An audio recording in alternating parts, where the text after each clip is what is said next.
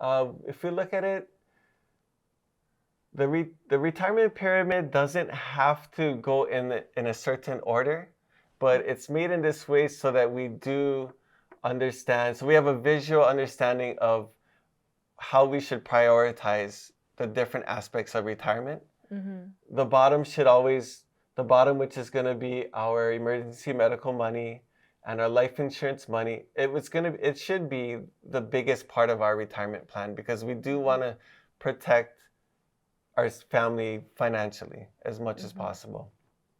The middle of our pyramid is going to be our 401k and our IRA because we spend our whole life working, and this is all that time we have working. We want to be putting like 5% of our income away so that while we work, our money is working for us at the same time.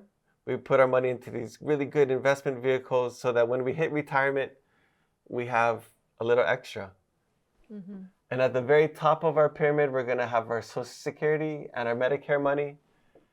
And it's at the top because it's the smallest part of our retirement.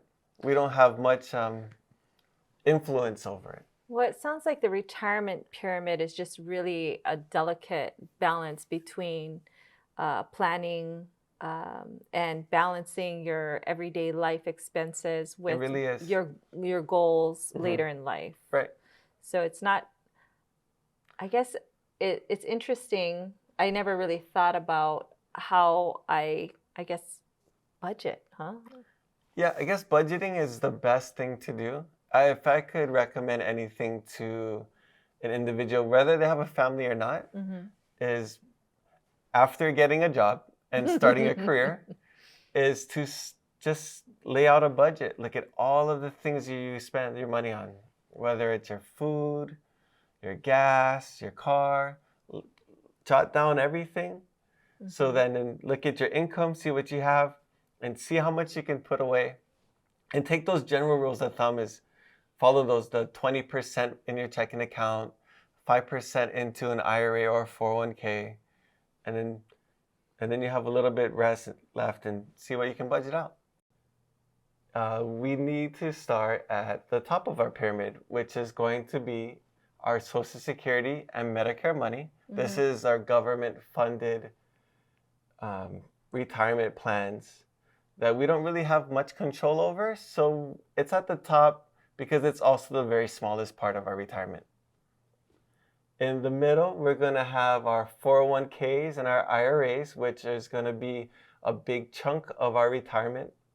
And at the bottom is going to be our emergency medical money, the money that we set aside to protect our family in case we're not going to be around. Yeah. But retirement planning, it really starts at the ground level. It really starts with first having a job. Yeah.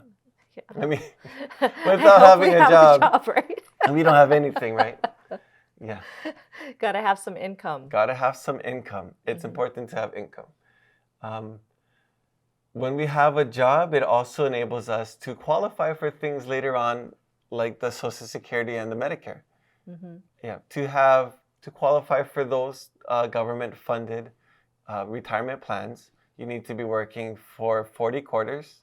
40 quarters. 40 quarters. Explain that to me. It's a fancy way of saying 10 years. No. So 40 quarters of a year? 40 quarters general, which would be 10 years. Breaking, 40 quarters of a year.